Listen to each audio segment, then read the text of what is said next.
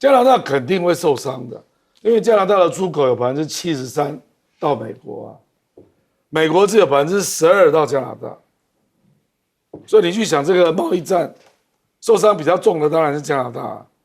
可是这里面呢，有一些魔鬼都在细节里啦。加拿大的73哦，有21是美国公司，哦，有很多是汽车公司哦。就美国公司到加拿大设厂嘛，然后再卖回美国，因为那边比较便宜啊。那还有另外一点，加拿大卖给美国的东西啊，有63%不是最终成品，意思就是说，可能是原物料啊、中间产品、零件，所以的那个都算。所以你加拿大的关税，对不对？等于制造美国自己的通膨，有63%啊。所以，川普这个能够撑多久，我也不知道了。不过我跟你讲，卡尼啊，现在民调超过70%哦，民意支持度很高，很高。那川普只有33%，哦，我觉得加拿大真的同仇敌忾蛮严重的。带你追查事件真相，掌握政局变化。观众朋友你好，欢迎持续加入今天的新闻大白话，我是主持人谭一伦。好，那当然我们今天还是要先来关心到就是西藏，还有现在在这个尼泊尔的状况哦。好，那就是黄金72个小时。目前吉隆口岸啊，看到很多的画面哦，都非常的惨。好，我们带大家来看一些相关画面哦，这是大规模的山洪跟土石流冲毁中尼边境的村庄跟多座的水电站。好，中国大陆的军方核心部队哦深入来进行拍摄，所以有一些画面曝光了。好，西藏的吉隆口岸已经完全都被土石流覆盖，没有办法辨认原本建筑物的样貌。好，那这一场的洪灾到底怎么发生的呢？我们来看这个噪音曝光哦，说是半座的山峰一系消失，而且巨冰岩石直坠山谷。好，专家是研判啊，很可能是两国交界排名世界第99的高峰朗当利龙峰，它的冰川一块巨型的冰层突然断裂。好，那夹带着山体崩落到河谷，释放的能量相当于是规模5.2的地震。那我们给大家看一下前后对照哦，那左边是前。好，那后是整个样子哦，所以可以看到这边好像空了一块。那卫星照片显示哦，这个朗当利龙峰山体跟冰川发生了大规模的崩塌，然后那巨量的冰体跟岩石是砸进了山谷，导致地貌明显改变，仿佛半座的山峰都消失了。所以这真的是非常的可怕，尤其我们昨天也带大家看了很多这个当下拍的一些监视器的画面跟影片哦，那个水是啪直接过来，人真的是逃不掉。好，那目前李强也已经飞到了西藏来指导抢险救灾，这是受到了习近平的委托。好，李强率领了相关的部门负责的官员，在27号下午亲赴了西藏的灾区，那到现场来指挥救灾以及救援的工作。那甚至西部战区这边哦，也这个派了搭运20来降落西藏哦，并以摩托化的机动来进行指挥。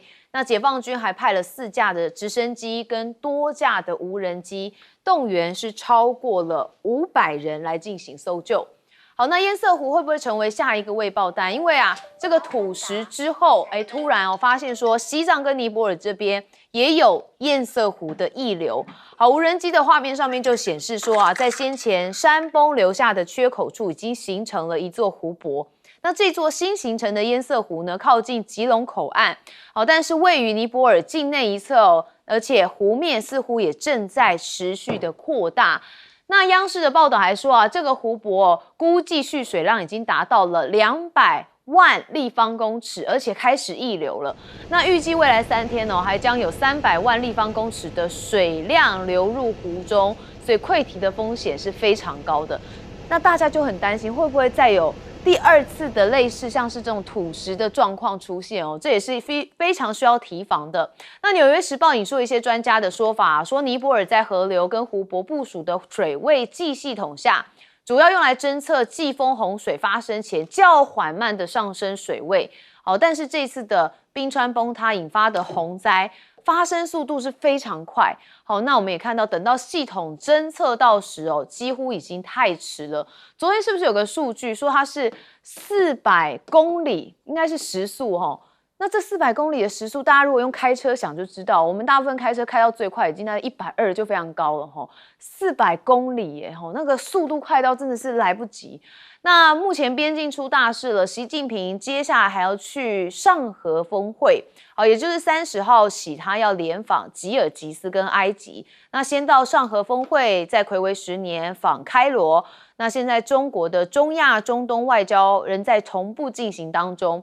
好，习近平的行程主要是在8月30号到9月3号，他要前往吉尔吉斯出席2026年的上合峰会，而且要进行国事访问。接着他就会到埃及。那这也将是习近平相隔10年之后，再次以国事访问的规模前往埃及。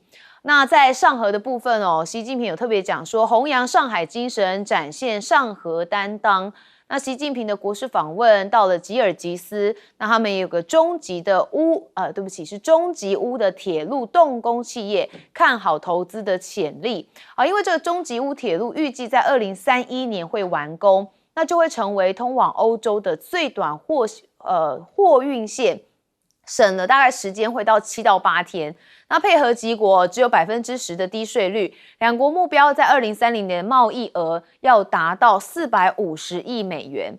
那习近平这趟的行程就是把中亚的安全跟陆路网络、俄罗斯跟伊朗所在的上合体系，再连到埃及跟阿拉伯世界，要形成北京面对当前国际局势的一条完整的外交线。但是我们看到南亚现在吉隆口岸是遭到重挫嘛，那习近平出访中亚也稳固西北陆路的一个大动脉。好，看起来这个区域又是非常重要的，尤其像是吉隆口岸，我们昨天也特别讲说它跟一带一路也有一些关系，但是目前看到了哇，整个核心灾区的现况这个土石是全部都被泥流淹没，已经没有办法辨认当初原本的建筑样貌。那现在当然死伤人数是不断的攀升当中。好，我们先问亮哥怎么看目前的情形？这个它是冰川崩塌嘛，那到底有没有连接到气候变迁，现在还不知道。因为喜马拉雅山软化的速度是全世界的2倍，因为它高，更快。然后那个冰川的量体之大你知道吉隆口岸很大它整个盖掉。我有看到那个吉隆口岸原来的样子，它那个冰川这样掉下来，然后变成冰石流嘛，整个淹掉，整个吉隆口岸不见了。你说它下来那个碎石多大有多大那个石流了那我是看到大陆那个自然资源部的资料了，他说时速是180公里，没有到400啊，400下太夸张180公里是什么意思啊？1秒钟50公尺，1秒钟。结果有人还在那边看戏，你知道吧？因为看到那个冰川这样跌下来，就有人在下面看根本逃不掉。可能是傻了。不是，他们在看。真的我是看到大家都在跑啦，我是没有看到有人在那边。真的有人在看，大概在还蛮高的时候，因为那个是7200公尺，可是真的开始卷动大量的冰石流是5200公尺。你看5200公尺，这个下来的重力有多大相当于地震5.2级。那个地震是冰崩造成的。地震是5.2级然后那个撞到那个水面水面上升5到7公尺，你就知道那个量体有多大，不然怎么可能把整个吉隆口岸给淹掉？那现在是在担心什么？这个不是余震因为它不是地震。现在担心什么？就是它那一大块掉下来嘛，周边松掉了，周边会不会继续崩？这个是第一个忧虑了。那第二个是在5200那个地方了会不会形成一个冰湖了？堰塞湖吗？对对对，可是是冰湖冰湖。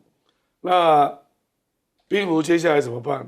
不知道因为它不是地震，所以不是说担心余震，不是是因为那个冰川掉下来，那整个松动嘛，山体松动，所以周边会不会跟着慢慢瓦解掉了？不知道，因为没有碰过嘛。那这个东西会不会，这个就讲得更严重啊？是不是局部的喜马拉雅山开始崩塌的开始？如果是这样，那可能就是未来几年内，你都不知道什么时候会发生哦。就变成不定时炸弹了。而且这个现象以前没碰过嘛，我也不知道怎么固定啊。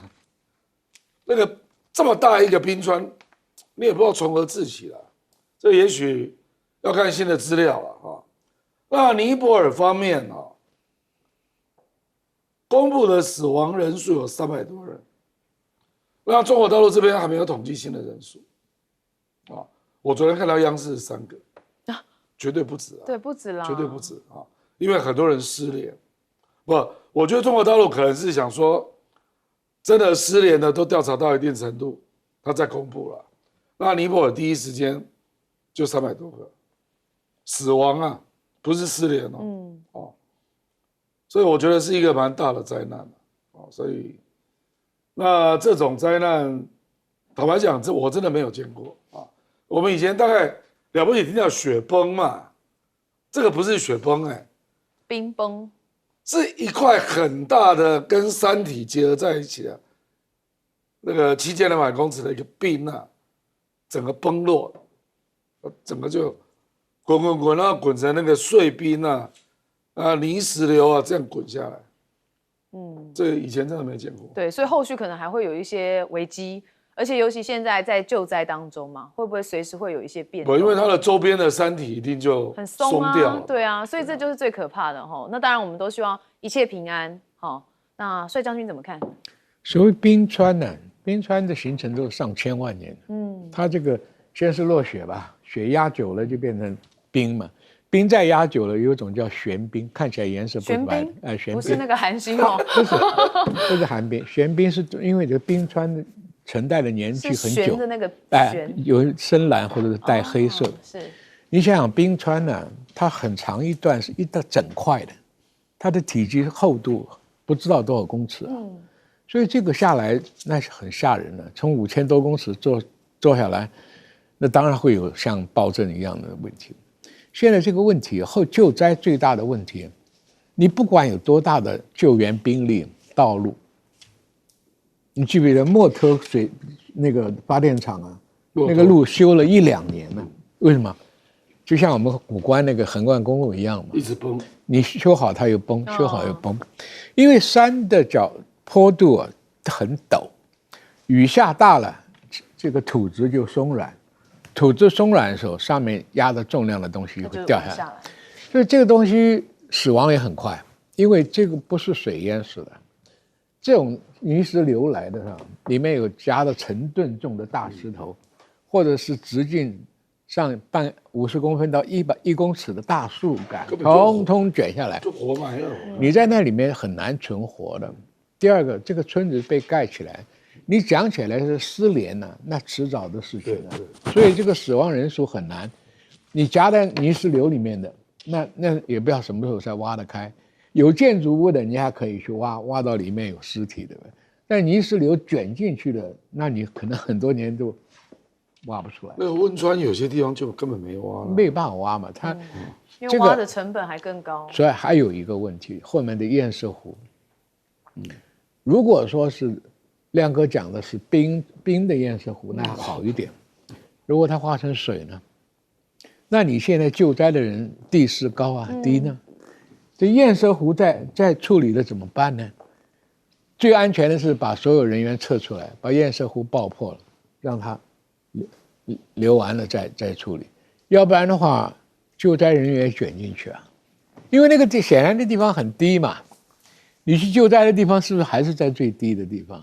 所以第二次再下来，救灾的人也陷进去了。对。第三个，你不管中国大陆行动再迅速，救灾最主要是重机械，而不是靠人力一铲一铲挖，你挖到哪辈子去？那重机械进来要不要有路？卡萨佩拉那种牵引机、推土机都是很大的，第二个，人员有没有疏散，疏散的地方有没有安置？这个后勤工作是很大的。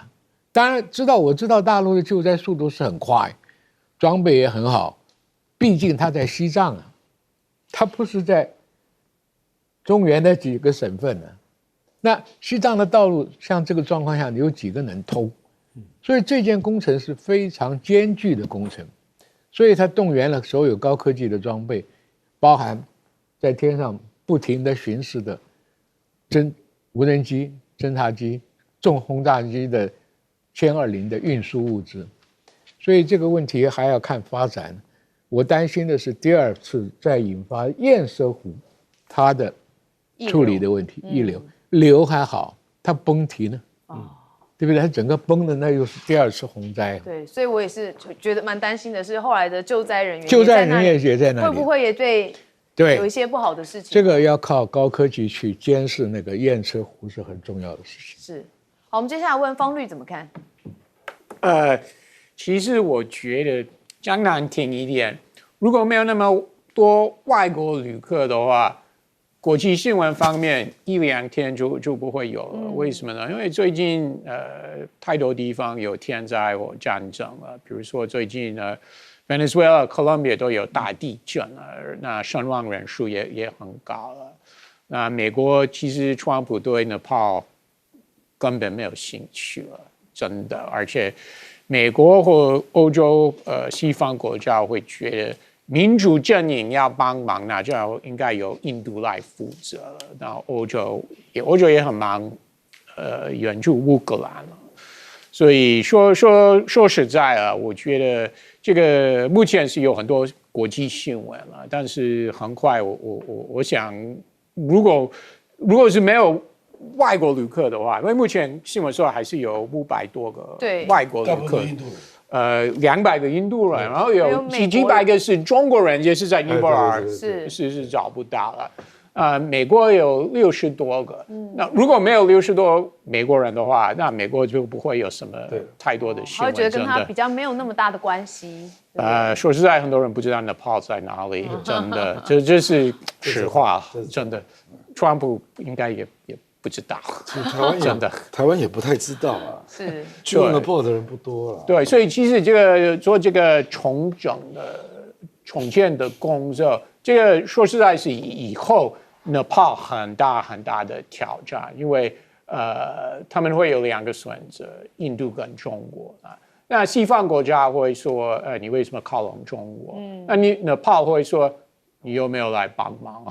这个是目前就是在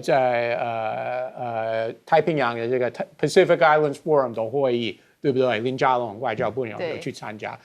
那太平洋岛的国家也是碰到一样的问题。你一直说我们不要靠拢中国，但是你们澳洲跟美国也帮忙，也一直是不够的。对，所以我这个以后Nepal 会面对这个问题，因为他们会需要很多钱。那如果印度不给，美国根本不给啊。如果印度不给，他们就会跟中国走得越来越近了。对，是，所以那个方律觉得说啊，接下来可能在国际上面的版面可能会消失一点点，因为很快啊，随着这个后续有一些其他的。看了60个美国人找到了没有？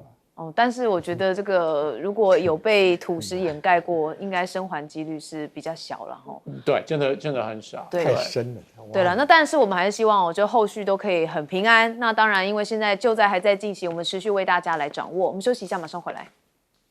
好，刚刚方律说啊，或许连川普都不知道尼泊尔在哪里哦。但是针对尼泊尔跟西藏这一次的洪流，好，那当然川普也有对这件事情谈到。好，因为呢，这边境很严重的土石流灾情哦，那当然这是突如其来的洪水，破坏力惊人。好，那川普说啊，坚固建筑像牙签一样被摧毁。好，我们来听听他的原话怎么讲。It's terrible. No, and we've called Nepal and we've offered any help that they need. We have a very good relationship with Nepal, and that was that wasn't just, that was mud and water as a mixture. Nobody's ever seen anything quite like that. We're very powerful, strong, strong, well-built buildings were wiped out like they were toothpicks. That's a terrible. And there were 50, maybe 60 Americans over there we haven't gotten the full list yet, but hopefully they're okay. But that looks like something that people will not be. Somebody will be lost, unfortunately. 好，我想川普也是有看到相关的一些影像哦，所以他也才可以讲出哦这个惊人的一幕。好，那我现在是不是为川习会在铺路呢？因为哦，距离川习会如果是9月24号确定的话，大概就不到1个月时间了嘛。好，那中国大陆的外交部长王毅8月26号在北京会见了美国驻陆大使庞德伟。好，庞德伟说啊，双方愿加强沟通来推进合作。那也代表美方对西藏吉隆土石流的灾情人员伤亡表达慰问。好，那9月习近平就要访美，现在看起来在即中国的商界领袖到底会不会随行，就是焦点。好，川普5月是特别找了像特斯拉、苹果、辉达还有波音等美国企业的巨头来访问北京。那现在知情人士说，如果比照川普5月访中的互惠安排，中方是否会愿意要带商界随行，还在协商当中。那提议方跟最终的结果都还没有做最后的决定。那只是啊，川普现在对于墨西哥变成了墨西哥湾之后变川普湾，他又改了别人的名字哦，也就是安大略湖，他把它改成了美国湖。好，他是在8月27号签署了行政命令，宣布美加边境的安大略湖更名为美国湖，还说新名称哦是立即生效。哦，这有点像什么？就是他的阿 Q 胜利法就对了吼，用自己的行政命令哦，好像觉得这件事情会成功一样。那当然就引发了加拿大人的不满嘛。彭博报道说，渥太华一个服饰店。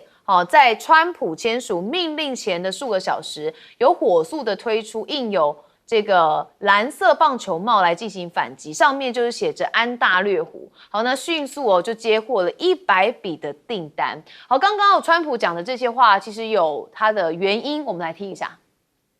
So this is Lake Ontario in Canada and in the United States. But we're going to make a little change. We're going to call it something different than Lake Ontario. We're going to call it Lake America. And all it takes is a good pen and some intelligence. So Lake Ontario, that's gone. Lake America. So now we have a lake, and now we have a Gulf, because we have the Gulf of America, now we have Lake America, without the of. Thank you very much, everybody. Enjoy Lake America. 哦，还好也给观众朋友看这段啊，越看越觉得荒谬，对不对？竟然还把它划掉哦，就是把它写成 American， 然后他就说哦，你看这样我们就有一个美国湖了，干嘛呢？真的就像一轮刚才讲的，真的阿 Q 胜利法，墨西哥湾他们也把它改掉，他也是这样子啊，所以大家就觉得他真的重复的在做一样的事情，但真的很荒谬，越看越荒谬。加拿大总理卡尼说什么？尊重现实，他就是被称为安大略湖，过去如此，现在如此，永远如此。好，那现在白宫还做了一件事情，就是他们在官方的社交媒体上面发文来吹嘘川普终于要终结加拿大的免费搭车行为。好，他们配了一张图，我们来看这张图是什么？就是一张极具挑衅意味的图片。这一只是白头鹰，死死的擒住一只加拿大鹅，加拿大鹅在它的下面。好，那这张照片还有个白宫没说的结果，其实后面的结果就是。最后，加拿大鹅是赢了。好，那白头鹰多次的攻击加拿大鹅，鹅最后是奋力的反击，反而击退了对手，顺利这个幸存。那人就说啊，白宫很炫耀自己的这个白头鹰可以擒住加拿大鹅，但其实结果是人家反败为胜啊。那制品成为了最新战场，说美加关税让大号经济学变得更昂贵，因为美国的纸制品虽然多在国内生产，但是生产原料高度的依赖加拿大。那随着双方互计关税卫生纸跟面纸的价格可能就会受到一些牵动。好，还有纽时的美加贸易战，中国会坐收渔翁之利。他的论点就是美加互征关税其实会破坏北美汽车的供应链，提高了成本，还削弱了竞争力。其实没有办法解决中国的关键零部件的依赖，反而给了中国车企在全球抢占市场跟分化西方的一个战略空间。那最后来看美军的潜舰维修塞车，说10年损失是1.5万作战天。那这就是美国国会稽核处的一个最新报告。那也说啊，过去10年更让海军额外耗费的是大约30亿美元。那从2016年开始，由44艘的洛杉矶级跟维吉尼亚州级的潜舰组成的舰队，其实已损失了大概是15000个战备日。那没有获得战斗任务认证的潜舰跟舰上官兵，就只能停靠在干乌婆卫附近来苦等维修。所以现在看起来不止经济，其实美军上面也有很多的状况。好，我们还是看到一开始，当然这个川普讲到了尼泊尔的洪灾，那针对川习会，现在大家也很关心。我们先问亮哥怎么看？因为习近平只去1天嘛，我觉得大陆期望值也不高啦，就是那个建设性的战略稳定关系，希望不要破这样而已啦。具体能谈什么？大概美国已经表达了嘛，说既有的贸易关系希望能够再延1年，那中国大陆是希望延到川普任期结束。那至少有一个共识嘛，就是1年。那我认为科技战不会有什么进展啦。那有没有机会讨论台湾啊、人工智能啊？我觉得几率也不太大，时间太短，因为只有1天啊。对啊。而且中国大陆，我觉得有一点，已经逐渐不把美国市场当作必要了。比如比亚迪就说我们不考虑美国市场，因为太复杂。那即便这样，他认为他3年可以超过 Toyota 总量汽车总量啊。所以我觉得中国大陆也知道美国杂音很多啦。那这个谈呢，坦白讲，也不能够说就一劳永逸啊，就没事了。有可能谈个寂寞，不可能就几个月又发生变数嘛啊。比如说那个军购140亿美元到底要不要过啊？我坦白讲，我也不知道，因为那个莫靠前一阵子不是来台湾嘛，还见了赖清德，莫靠就说应该会过了。可是我觉得这个议题大概也不会出现了，所以我坦白讲，我不期待924了啊。我觉得对习近平来讲，可能9月12、13金砖会议更重要，还有9月初他要去埃及，搞不好这个更重要。我不认为是924啊。那至于这个加拿大肯定会受伤的，因为加拿大的出口有73%到美国啊，美国只有12%到加拿大，所以你去想这个贸易战，受伤比较重的当然是加拿大。可是这里面呢，有一些魔鬼都在细节里啦。加拿大的73有21是美国公司。有很多是汽车公司就美国公司到加拿大设厂嘛，然后再卖回美国，因为那边比较便宜那还有另外一点，加拿大卖给美国的东西有63%不是最终成品，意思就是说可能是原物料中间产品零件，所以的那个都算，所以你加拿大的关税，对不对？等于制造美国自己的通膨，有63%所以川普这个能够撑多久我也不知道了。不过我跟你讲，卡尼现在民调超过70%民意支持度很高，很高。那川普只有33%我觉得加拿大真的同仇敌忾蛮严重的。那个安大略省的省长也是他说他不供电给五大湖。对，所以看未来问题一大堆啦。我觉得美国常常用贸易这招，都是伤人1000，自损800，都会有这样子的氛围。好，我们再问帅将军怎么看这个问题？我迟早美国大选完了以后，只要民主党执政的话，加拿大跟美国的关系可能会修复，因为川普做的是有点过分了，让人家加拿大老百姓受不了。这个欺人太甚的感觉。其实这两国本来在地理环境上、产物保险各方面都是应该很融洽的相处的，互供所需嘛。加拿大最多是木材啊，它的木材森林面积很广，所以造纸业大部分是从那边进口。其实我觉得最严重的是，加拿大如果跟美国真的分裂的话，美国的北部的空防出大问题了，这个才是比经济上还严重的问题。你像在波湾战争里面，这个海湾战争里面，以色列说我领空不让你过，对不对？那加拿大说我领空开放，那就麻烦了，那就很麻烦，因为俄罗斯跟中国的导弹直接可以打到美国的东西两岸，你所有的大城市都被涵盖，所以其实这两个国家宜和不宜分的。这个对美国来讲，你不要看好像贸易量使加拿大要依赖美国，但是美国的空防相当需要。为什么？你加拿大北边这么大的一个纵深，雷达站的预警，防空飞弹的拦截，跟很多防范的事情，北美防空司令部就主要放这个事情。所以我觉得你考量经济，也要考量国防上的问题。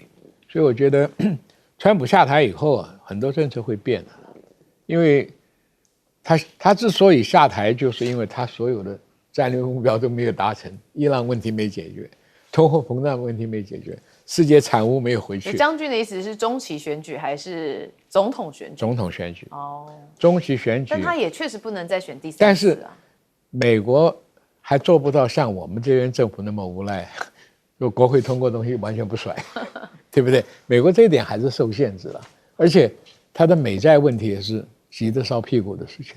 这个东西，经济的问题在美国很严重，对，你的霸权经不起这样子胡搅乱搞，原来有的霸权都在解体的状况，美元霸权、科技上的占的霸权、军事上的霸权，都已经让全世界看的是不如以前嘛。不如以前，你就镇不住很多地方。你现在像北欧欧洲的问题，对不对？乌克兰的问题，霍姆兹海峡的问题，通通暴露你没有能力。好，那当然我们讲了很多美国跟加拿大之间的关系哦，因为它一起触鼻 gay 表了哈，你有听懂吗？触鼻 gay 表听不懂，听不懂，就是邻居的意思啦哈。好，当然也会有人说他们是兄弟的关系，结果现在闹翻了。我们来听听方律怎么看？我不会说本来是兄弟的关系，因为美国其实很多人是跟加拿大不熟了，除非是住在边界的相关州了，比如说 Washington 州、Michigan 等等，或 New York。那如果比如说美国南部啊，不管是西南部、东南部，那比较跟加拿大比较不，真的很远，也比较不熟了。虽然Florida 那边有很多加拿大人，冬天会去那边玩，或去那边退休了，但是基本上美国跟加拿大的历史文化真的是很不熟，真的不熟。这是对，首先是不一样。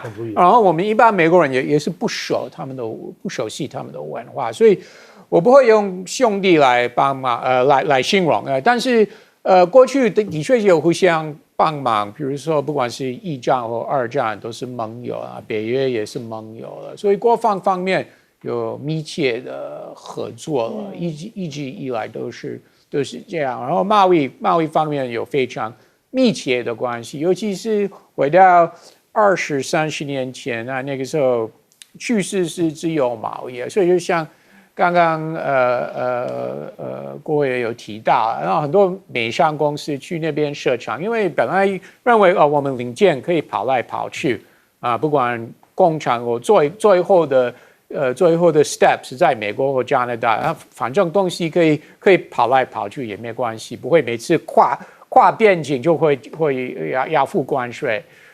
那没想到美国会选上这个反对自由贸易的川普，而且不是1次是2次了，所以很多原来的这些商业规划都要改变。所以下一个总统我没有那么乐观会改回很多川普的措施了，尤其是如果是共和党籍的话，那美国跟加拿大这个贸易关系恶化这个情况，我怕会继续下去。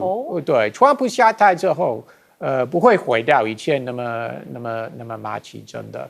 所以这个裂痕产生之后，就容易回不去了。加拿大人其实很多人对加拿大人有这个刻板印象，是他们是算是全球最 nice 的一个国家，就是加拿大人。但是其实加拿大人非常非常豁达，真的。很 nice 不叫刻板印象，很 nice 是很好的印象，刻板是比较负面的词啊。好，我们休息一下，马上回来。好，我们昨天在这个地方也特别谈到说啊，这美国的 CIA 局长突然访俄，到底是什么样子的目的呢？好，有一部分的人认为会不会要攻击北约领土，甚至认为波罗的海三国可能是一个破口。好，不过我们看到川普啊最新说他不想评论这件事情，但他也挂保证说啊，他们不会攻击，我跟他谈得很愉快，他不会攻击北约领土。好，他的他就是普京的意思。好，那我们看啊。川普称普京不会攻打北约，但是欧洲的国防是一片红海。这个红海是怎么回事？主要是因为美国的国防次长柯伯吉啊，他针对北约各国的评估就会有个特定所需能力的标示，绿色、黄色跟红色。那红色就代表能力不足。好，那评估结果看到，哇，欧洲的国防就是一整片的红海。所以美国需要看到欧洲盟友大幅的增强他们的努力，那并让欧洲能够长期处在一个有能力主导自我防卫的地位。那普京真的有想打北约吗？好，那我们刚才讲到，川普说他不会。那目前波罗的海三国评估威胁是没有降低的。好，波罗的海三国当中的爱沙尼亚跟拉脱维亚外交体系就重申，尽管媒体报道说 CIA 局长警告莫斯科不要对北约边境进行可能的挑衅，但他们对俄罗斯威胁的整体评估是仍然没有改变的。好，那目前白宫的高级幕僚对 CIA 局长的俄罗斯之行啊，他们也说毫不知情。好，他说啊，川普亲自派遣这位 CIA 局长出访，那对通常会获悉此类行程的亲信助手和军方高层都保密，他们甚至不知道 CIA 局长这个雷克里夫此行要向克里姆林宫的高级官员传达什么讯息。很亲近的军方跟幕僚都不知道。好，那这不是代志大条呢？因为 CIA 局长从俄罗斯返回美国之后是立即开会。这是根据 X 的消息评估说这个 CIA 局长雷克里夫结束了莫斯科行程返美之后，随即就跟美国的国防部长赫格塞斯还有参谋首长联席会议主席凯恩在白宫这边举行会议。那同时俄罗斯的沙赫德型的无人机据报在今天就是在当天就飞入了罗马尼亚的领空，而且爆炸。相关事件不是首次，那近来俄罗斯这个无人机攻击北约、侵犯北约成员国领空的情况，也被认为是逐渐增加。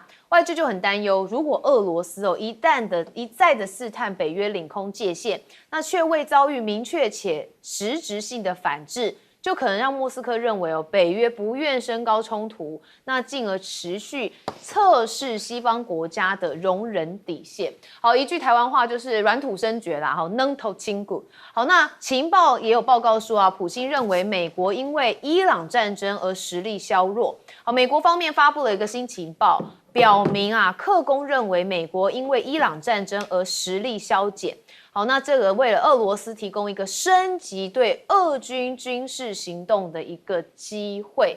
那川普现在不听劝吗？因为说到军方的高层开战前都警告，但是川普仍然下令攻打伊朗，导致这近半年是非常难收场。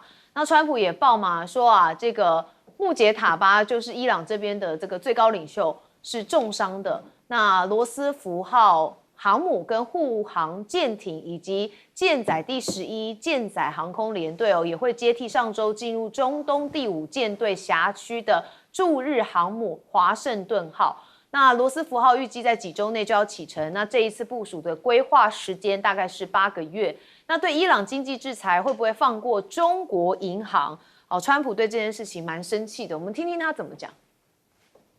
Why not sanction Chinese banks, though, who are doing business? Well, who said I'm not? You said why not? I mean, who said I'm not? You don't know if I'm doing it. Well, I don't have to announce everything, do I? 动不动就对记者生气吼。那当然，中方现在拒绝美方、伊朗说欢迎。好，我们看到中国的外交部有发这个社群，说中国坚决反对嘛，哈，未经联合国安理会等等的。好，那伊朗的议会议长卡利巴夫就说，我们欢迎中国基于原则拒绝针对伊朗非法制裁的表态。好，那目前的战事看起来是稍微没有那么军事化了吼，但是可以看到 CIA 局长突然访俄这件事情，我们昨天也特别大篇幅的探讨，因为真的相当罕见，也很不寻常。亮哥怎么看？我是俄乌战争 CIA 本来就去过了，这也不是第一次了。是啊，不过听说这我看美国媒体报道的，说他看到了一些俄乌战争的情资嘛，那俄罗斯打得不好对，那死伤惨重，那美国担心俄罗斯普京被蒙蔽，所以以为普京认为打得很好。那听说 CIA 局长是把美国得知的告知他有关俄军伤亡惨重的资料告诉他。那我看到美国的资料是，俄罗斯一个士兵在前线平均35分钟就阵亡，35分钟。那可能他要探寻普京你是不是被蒙蔽啊？当然不是这样直接说了，就是说，我们的资料是这样如果打得不是那么顺那跟乌克兰谈判的条件是不是可以调整我觉得主要还是为了俄乌谈判希望赶快停止那你俄罗斯又打得不好，你条件那么硬，怎么可能有结果？而且乌克兰我们也知道嘛，他去年无人机做了400万架，那他的无人机的运作，一般包括北约、美国啦、欧洲啦，都认为他相当成功所以我觉得美国大概是在探说，普京为什么对于谈判条件还是这么硬那还在寻求北韩再增派3万人到俄罗斯，那你不是暴露你的困难吗？你会不会被蒙蔽我觉得这个不是不可能反正就是我听到这个说法了可是你这边报道嘛，你这边不是说他讲了之后，普京不以为然？当然，这个不以为然也可能是装的总不能够在外国人面前示弱嘛。所以我是说，我觉得目的就是要处理俄乌战争因为真的打太久了。当然也不排除有另外一种可能就是说，这个我帮你搞定乌克兰你帮我搞定伊朗。交换条件也有可能有这一个了那细节我们不知道了，因为 CIA 密使这种层级的接触你知道真相至少1-2个月以后了，等到事件有所发展之后才会知道好，那帅将军怎么看？我是觉得，在普丁的心里不管他知不知道状况，中国人有一句话：行100里半90。对了，他现在已经到了90了。如果这10里路不走，前面全部前功尽弃。所以你看他现在动作之猛死伤是很大，没错，我也赞扬过乌克兰军人很能忍但是打基辅的攻击量很盛，打那个南边那个奥德萨打得很凶，对，打得很凶。因为奥德萨是所有外源物质进口的东西，乌克兰出口的东西在那个地方，断你的来源，所以外面宣传欧盟感觉到很紧张，一直在支援。其实俄罗斯打下乌克兰也没有能力去打北约，它不可能。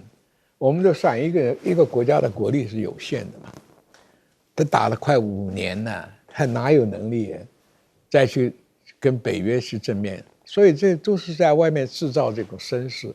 当然，北约也就觉得有乌克兰一个垫子帮我挡着俄罗斯是好的，也不希望它很快垮掉，所以就维持泽连斯基还能够存在，可以谈判停下来。如果说是投降会崩解的话，那是欧盟所担心的。那情报局长去，我跟你讲，他们就也提供一些情报了。像中国上市大陆火箭军贪污也是俄罗斯的情报单位，给你的情报，让你知所进退嘛，或者你还会有一些要处理。情报交换。对对对，它影响不了大局，它只能告诉你大概有些什么你不知道的，我知道的，大概是这样的。所以普丁并没有直接接见他，对不对？因为你毕竟只是情报局长，你不可能翻。如果说谈这个像季辛吉那种的，那是谋略上的战略的交换，情报局长大概还不够这个分量，还不够这个分量。所以我觉得，希望它和平结束是有的，也符合欧盟的需要，北约的需要，就是说乌克兰不要垮，割地割多少就是这样。这以前的战例很多嘛，欧洲的 boundary 啊换来换去的了，没有哪个固定的了。啊，波兰的土地还有在乌克兰很大一块，对不对？所以这个问题，情报局长去当然会带一些东西，人家有兴趣的了。我觉得是不是能够终止战局，还有的观察。所以将军也觉得他是针对乌俄战争，希望能有所停止。对，因为西方的讨论蛮多元的啦，哈。有人说，刚刚像一轮讲的，这个北约领土可能有关系，或者是像乌俄战争，可能也有一些。像我们昨天也有特别讨论到，是不是有可能会升高一些核武的风险吗？也有人这样的讨论。那倒不会。对，好，那方律又怎么看呢？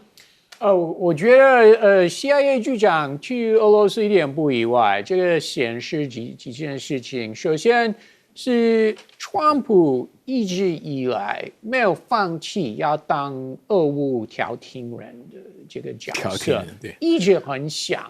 但是因为他去年刚上任的时候要花很多时间，甚至大家都应该都记得那次 Zelensky 去白宫被副总统还有总统直接在镜头前就被骂了。我记得。那后来川普因为去年6月第一次攻打伊朗。然后他也介入柬埔寨、泰国的战争，还有去年的下半年忙加沙的然后今年又打伊朗了，所以他开始把 focus 放在其他的外交议题了，但是一直没有放弃当乌俄的调停人，他很想做，为什么呢？因为他竞选的时候，他一直说我1天之内就可以解决了。他本来说100天，100天，他反正他说法改来改去，但是他一直说俄乌战争由他来解决，所以他从来没有放弃这个希望或这个计划所以要看将来几个礼拜。伊朗美国伊朗战争怎么发展或许又会有一个停火的 MOU， 如果有的话，过完选举，那 Trump 就会开始 focus 在俄乌。那双方俄罗斯、乌克兰也知道了，日后还是会有美国总统的压力，要停火，那就变成说，今天每一个小镇子、每一寸土地都越来越重要了。所以不是因为知道将来几个月川普会开始 focus 在这个议题，就今天开始要 calm down， 并不是，他们就从今天开始要打得很猛烈。为什么呢？因为知道那很有可能以后我们要停火，所以都是为了以后这个停火线是在哪里，所以他们就今天开始就要 grab 每一寸土地都要强制拿，所以双方的火力，你觉得都会加大？一定会，谈判前都这样。对，谈判前都会加大，猛攻一阵。所以方律也觉得，就是因为乌俄战争的部分的状况，川普希望能够介入强化就对了。对我不排除今年底普丁再次访问美国，尤其是因为川普是这个 G20 的主人，对不对？但是普丁没办法来，因为部分的欧洲国家就根本是不接受了。那